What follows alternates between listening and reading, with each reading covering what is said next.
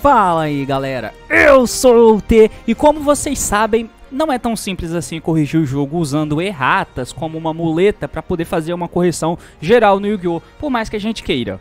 Ou será que podemos? E muito bem, meus amigos, estou aqui para poder fazer uma segunda parte, digamos assim, falando sobre erratas no jogo. Para quem não viu, eu fiz esse vídeo que você pode ver aqui em cima, onde eu falei de o porquê que não é tão simples assim você simplesmente pegar o pensamento de mas não precisa dar lista na carta que eu gosto, é só dar errata. Ela foi lançada como genérica, dá errata e amarra pra ficar no meu arquétipo, aí você não precisa banir.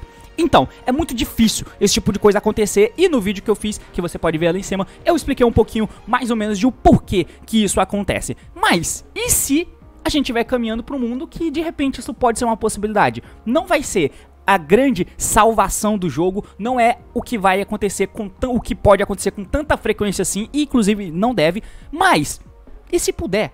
O assunto de hoje é esse, vamos tentar entender um pouquinho disso no Yu-Gi-Oh! Partiu, vamos lá depois da transição. Muito bem, meus amigos, eu podia ter meu básico pra você tirar essa webcam aqui da frente pra gente só ver ali um fundo, né, de cartinhas pra não ficar só com a minha cara aqui na frente. Muito bem, com isso, agora eu vou estar na minha tela do Yu-Gi-Oh! Pro, que é a mesma tela que eu usei pra poder fazer o vídeo que eu postei hoje, mas eu gravei ontem. Então, vamos lá. Beleza, então aqui vocês estão vendo um monte de cartas que eu coloquei, né, cartas que sofreram errata e cartas que a galera pede pra que tenham erratas porque já estão na lista ou de repente, quem sabe, até dar errata em cartas que atualmente são muito cotadas para entrar na lista, que com errata corrigiria esse problema perfeitamente, de fato corrigiria. O problema, assim como eu discorri no vídeo e eu não vou entrar muito em detalhes, é que não tem como fazer isso.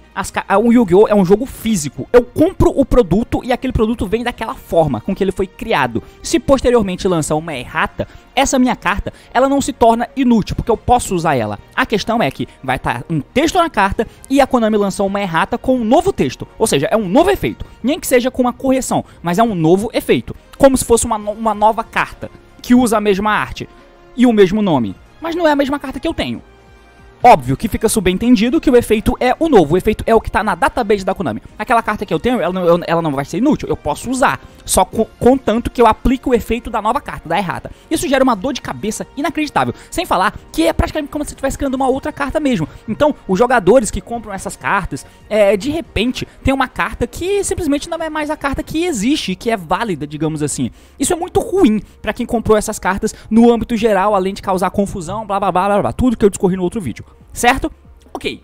Agora, existe sim um mundo onde erratas são lançadas o tempo todo. Se você pega pra ver qualquer jogo online, como por exemplo, você pega pra ver um MOBA ou algum jogo de luta nesse sentido, os bonecos são lançados, eles são criados e a partir dali você tem toda uma dinâmica de como usar aquele boneco nesse jogo hipotético que eu tô citando. Acontece que eventualmente tem problemas de desbalanceamento, blá blá blá blá blá blá blá. E aí, o que a empresa em questão faz pra corrigir aquela situação? Não tem como ela excluir aquele boneco do jogo porque ele é desbalanceado e criar um novo. E ir criando novos bonecos. Não, é uma questão muito mais limitada. Tem muito menos bonecos do que a quantidade de cartas que existem no Yu-Gi-Oh! Que são muitas, infinitas. Puta merda, imagina. Mas aí, o que ele faz? Eles fazem um balanceamento. Eles dão um nerfzinho naquele boneco. Vamos supor que você pega aí o jogo do, sei lá, mano, um jogo de LoL, uma parada dessa. O boneco é lá todo desbalanceado e aí o pessoal do meta vê que aquilo tá ruim, que joga o meta do LoL, né, por exemplo, vê que aquilo tá ruim, reclama e de fato aquilo prejudica o jogo. A empresa vai lá e irrita aquele boneco, enfraquece alguma habilidade específica dele para que ele não seja tão roubado em comparação aos outros. Isso corrige o boneco, fazendo até que às vezes ele saia do meta. Em jogos de luta tem isso direto, toda vez que é lançado um bagulho lá, um jogo novo, aí tem os torneios competitivos com relação àquilo, e o boneco tá simplesmente quebrado, é inaceitável jogar com aquela merda porque prejudica o competitivo do jogo. Daí a empresa vai lá e irrita aquele boneco, nerfa ele não é removido do jogo. Não é excluído completamente do jogo. Ele é só alterado. A jogabilidade dele é alterada para que ele seja mais palpável e não prejudique tanto o competitivo daquele jogo em questão. Beleza. Qual que é a diferença? A diferença é que Eu não comprei o boneco, eu não tenho um boneco aqui. Ele não depende da parada física no meu quarto pro boneco poder funcionar no jogo. Não, é uma parada totalmente online e virtual. Por isso, dá pra fazer isso com extrema tranquilidade. E não precisa banir coisas, só precisa corrigir eles através de erratas. Chame como quiser. Patch de correção, balanceamento, não importa. No Yu-Gi-Oh! Não dá pra fazer isso, porque o jogo é físico. A gente precisa das cartas físicas pra poder estar usando, certo? Ok, porém, e se existir um mundo onde a gente possa fazer isso com mais tranquilidade? E esse mundo pode estar chegando na nossa porta, que é o Master Duel. É claro que o Master Duel, ele não vem pra substituir o Yu-Gi-Oh! No jogo físico. Claro que não, a Konami não é maluca, ela ganha dinheiro pra cacete vendendo cartinhas, já que nós somos idiotas e compramos papel colorido por tipo 300 reais uma unidade de uma carta. A gente faz isso. Então a Konami não vai largar isso, não tem como ela abandonar isso. Por que no Master Duel seria possível então fazer isso?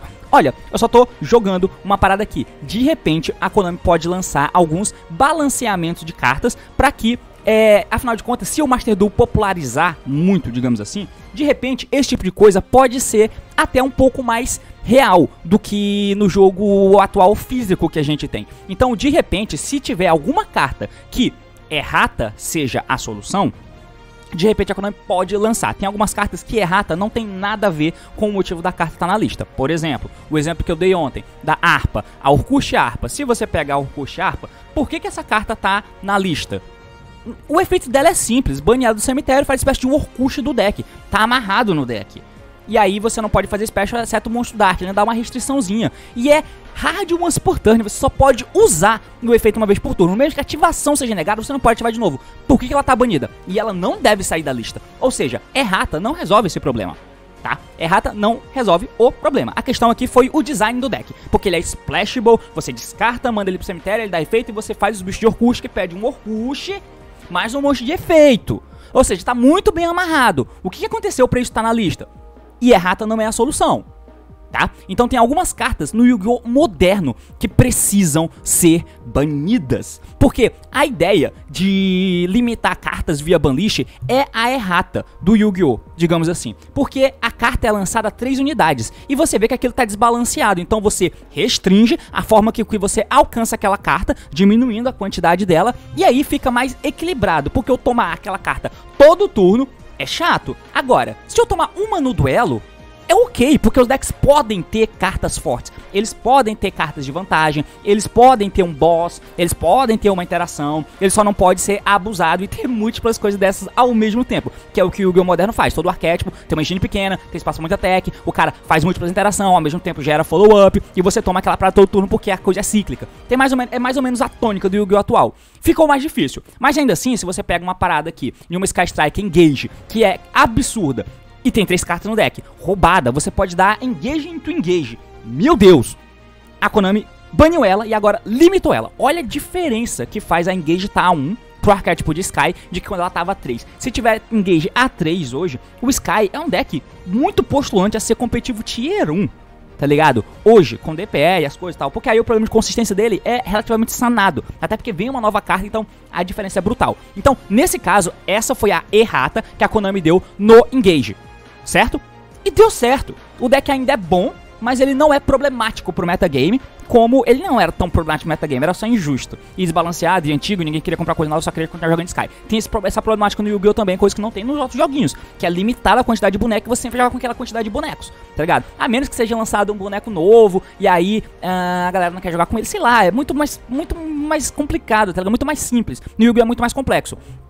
Então, o que dificulta essa questão de errata barra limitação no Yu-Gi-Oh! Porque a errata do Yu-Gi-Oh! Era banlist, é o fato de ter as cartas de extra deck. Como o extra deck é quem faz tudo pra você, hoje em dia, ele faz a interação, mas não só isso, ele busca a peça que falta, ele faz vantagem, ele interage, ele faz tudo pra você. Você junta 2 bichos na mesa pra acessar um bicho de extra, 2 bichos genéricos pra acessar um bicho de extra, e o bicho de extra acessar a tua engine, invocando alguém do deck ou mandando alguém do deck pro cemitério. O Yu-Gi-Oh! É isso. Esse tipo de coisa faz com que seja muito complicado. Agora, a mesma ideia que era aplicada antes nas cartas, onde limitando você diminui muito o poder dela, você deu uma errata na carta, porque agora ela não é mais tão alcançável, tão abusável, porque agora tudo é abusável e alcançável por causa dos bichos de extras. Os bichos de extras alcançam essas cartas. Eles são os claros problemas do jogo, certo? Certo. Mas e aí? Onde que entra a questão da errata? Tá, Quem sabe com o Master Duel, algumas coisas pontuais podem acontecer que unam, ao mesmo tempo, questões icônicas que vai tomar a lista e una alguma correçãozinha no meta, mas não uma correção tão drástica. O que seria uma correção tão drástica? Não é exatamente no design do efeito, mas na forma com que você faz as cartas. Uma das erratas que a galera quer muito que aconteça é esse tipo de coisa que foi criada, que eu já falei no meu outro vídeo, por exemplo. Não adianta a gente querer que tenha um Crystron amarrado no Fibe. Ele foi criado pra pegar um grupo de deck, por isso não tem Crystron lá. E faz sentido, porque se tiver um Crystron, ele vai ter que... meio que só vai ser usado no Crystron, porque o Crystron não é splashable, tá ligado? O mesmo da Isolde, é 2 Warrior, ela foi feita pra ser 2 Warrior, pra cobrir todo o deck de Warrior do jogo e não precisar criar um link pra cada deck de guerreiro que existe. Com uma Isolde, que tem Noble Knight no nome, você usa em todo o deck, inclusive no Noble Knight. Se você amarra pra ficar um Noble Knight mais um Warrior, acabou a carta. É justo, é ótimo, eu gosto disso. Mas o objetivo da carta, a proposta dela não foi essa. E esse tipo de errata não vai acontecer, tá? Não vai acontecer esse tipo de errata. E essas cartas, pelo que eu disse, não adianta limitar. Porque não importa que tenha só um, você invoca do extra, entendeu? Apesar de que a Isolde, algumas cartas eu acho que até faz sentido limitar. Se você não quer banir a Isolde, limita a Isolde. Porque pelo menos você não faz Isolde into Isolde. A primeira Isolde que entra você dá Veiley e acabou. Você não vai tomar outra. Beleza, faz mais sentido. Mas enfim, voltando. Onde que pode acontecer errata então? Bom, em algumas questões pontuais. Como, por exemplo, você corrigiu o texto de um bicho de colocar Radiant espontâneo. A Fusion Dash, quem sabe, uma correção no texto dela de que você só pode invocar Hero no turno que você faz ela. E não só Dark Hero depois que você ativa ela. Você pode, porque ela já é altamente restritiva no deck de Hero. E essa é uma carta de Hero. O Hero já é um deck altamente restritivo na forma que você faz ele.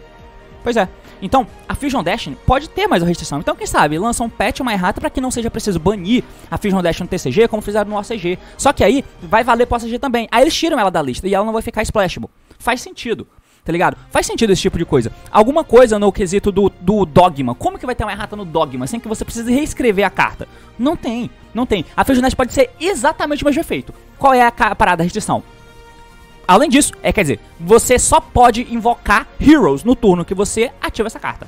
E com a Anaconda banida, você não pode burlar a restrição da carta. Porque a Anaconda não tem como corrigir. Não tem como corrigir. Ela mila do deck, copia o efeito, não copia restrições. Como que você vai amarrar isso? Vai colocar os materiais? É praticamente impossível. Não temos um hit de errata nesse nível pra acontecer. Temos algumas erratas esperançosas que podem corrigir um pouquinho do efeito dela. E que já é complicado de acontecer. Mas quem sabe, com o Master Duel, isso fica um pouco mais fácil. A gente vai continuar comprando as cartas? Vai. Mas quem sabe, isso dê pelo menos um ânimo pra Konami de que, tá, não é só a parada física que a gente tem a parada online. E online, basta eu corrigir o texto. Pronto. Corrigindo o texto, você vai ter a mesma carta. E automaticamente, tudo vai ser mudado. Quando você for usar aquela carta em um torneio novo pós-errata, você vai usar a carta com efeito novo, porque foi mudado lá nos servidores dele. E a carta não é física, tá lá no servidor. Então eles vão corrigir, tá ligado? Então uma parada tipo, o Engage agora é rádio once por turn. Beleza, libera 3 aí, tá safe, tá ligado? Uma parada dessa. Fusion Dash, colocou restrição. Uma parada dessa. O Master Plan. Tem algumas cartas que não tem o design de voltar, tá ligado? Essas aqui. Você vai fazer o que com o Block Dragon? O efeito dele é esse. Você pode adicionar monstros rocha cuja soma dos níveis é 4. Você vai pegar 2 nível 2 do deck. É absurdo mesmo assim. Ele só pode ser special uma vez por turno. Continua absurdo.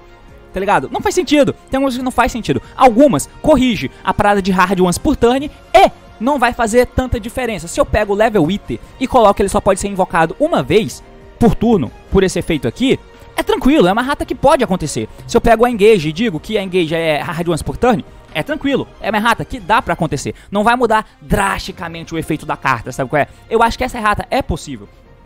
Só que tem toda a resistência do jogo físico. É muito, muito, muito degradante você comprar as cartas e a Konami ficar lançando esse tipo de errata under-errata. Vai dar espaço pra ela criar cagada e falar, opa, me arrependi, voltei aqui. Isso não pode acontecer. Eles têm que criar a carta já pensando no uso dela e na saúde do jogo. Eu não quero que tenha errata, mas eu tô falando só, pode ser que tenha, por causa do Master Duel que vai onlineizar o jogo do Yu-Gi-Oh! Que é físico, e que eu tenho que ter as cartas e por isso não pode existir errata com tanta frequência. Mas com o Master Duel, quem sabe algumas correções podem existir. Por exemplo, a Cherubine. Se você pegar o texto da Cherubine e tirar o ponto e vírgula do texto dela, tá bom, é uma carta boa, ela pode existir, porque agora eu posso dar Veiley na Cherubine.